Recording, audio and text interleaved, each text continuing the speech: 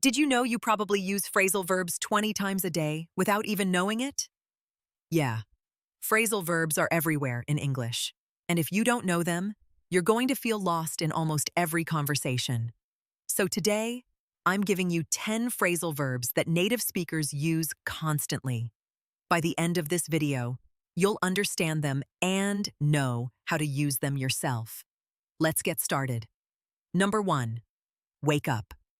This just means to stop sleeping. For example, I wake up at 7 every morning. Simple, right? But here's the thing. Many learners say I wake without up, and it sounds strange to native ears. Number 2, get up. This is different from wake up. Wake up means your brain stops sleeping. Get up means you physically leave the bed. So you can wake up at 7, but get up at 7:30.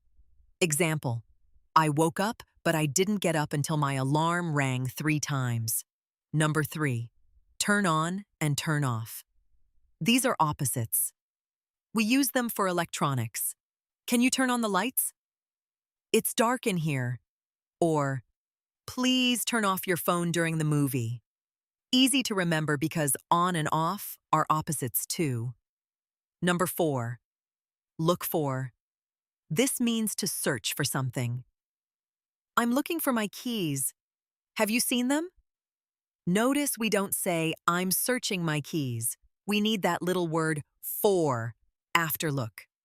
Number 5, give up. This means to stop trying. It's a big one for language learners.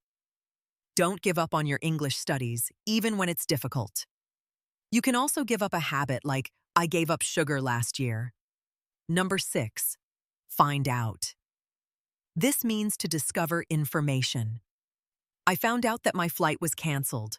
Or, let's find out what time the store closes. Very common in daily conversations and in the news too. Number 7, run into. This means to meet someone unexpectedly. Example, I ran into my old classmate at the supermarket yesterday.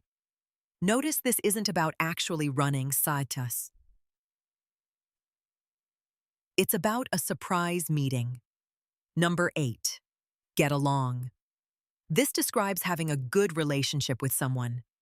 My sister and I get along really well. Or in the negative, he doesn't get along with his coworkers. Number 9, put off.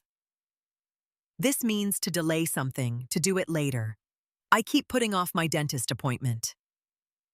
We all do this, right? This is basically the English word for procrastination. Number 10, check out. This has a few meanings, but the most common is to look at something new or interesting. You should check out this new restaurant downtown.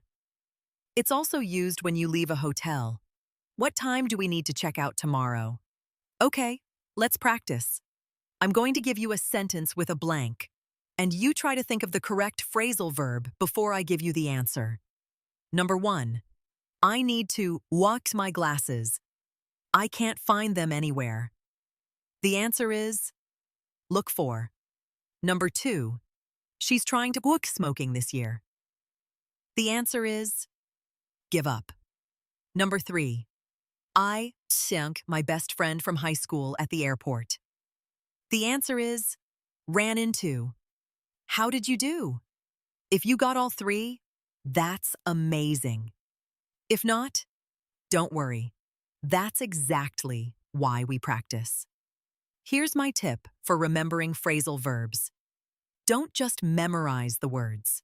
Instead, write down a real sentence from your life using each one. For example, instead of just memorizing put off, write, I always put off cleaning my room.